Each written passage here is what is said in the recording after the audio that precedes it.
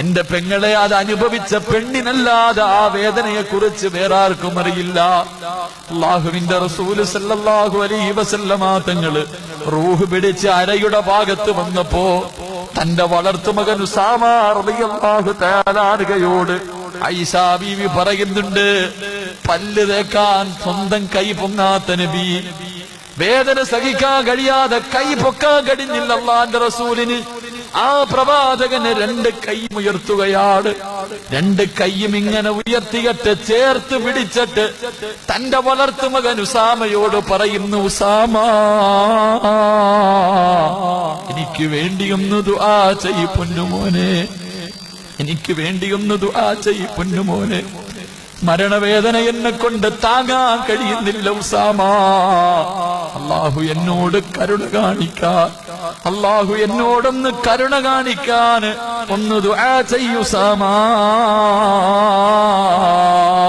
അല്ലാഹുവിന്റെ റസൂല് പോലും പറഞ്ഞു പോയെങ്കില്, അല്ലാഹുവിന്റെ റസൂല് പോലും മരണവേദന സഹിക്കാൻ കഴിയാതെ കരഞ്ഞു പോയെങ്കില്, എന്റെ പ്രിയമുള്ളവരെ, ഞാനും നിങ്ങളും മരിക്കേണ്ടവരാണല്ലോ. ആ ചിന്ത നിനക്കുണ്ടോ? ആ ചിന്ത നിനക്കുണ്ടോ?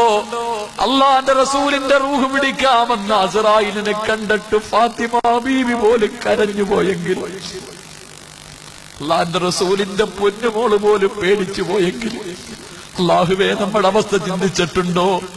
ഓരോ നബിദിനം ഇങ്ങനെ ആഘോഷിച്ച് തീർത്താ പോരല്ലോ, ഓരോ നബിദിനവും ആഘോഷിച്ച് തീർത്താ പോരല്ലോ.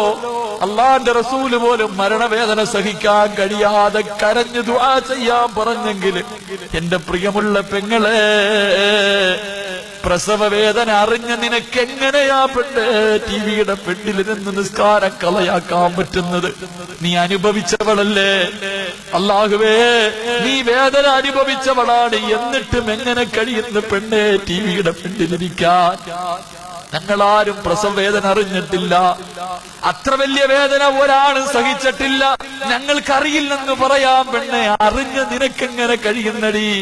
3-4 പെറ്റ ഉമ്മ, നീ ടിവിയുടെ ഫ്രണ്ടിലിരുന്ന് നിന്റെ ജീവിതം തുലയ്ക്കുകയല്ലേ?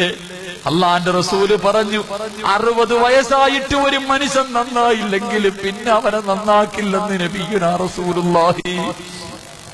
അല്ലാഹുവിന്റെ റസൂല് പറയുകയാ, വയസ്സ് കുറേയായി, പ്രായം കുറേയായി.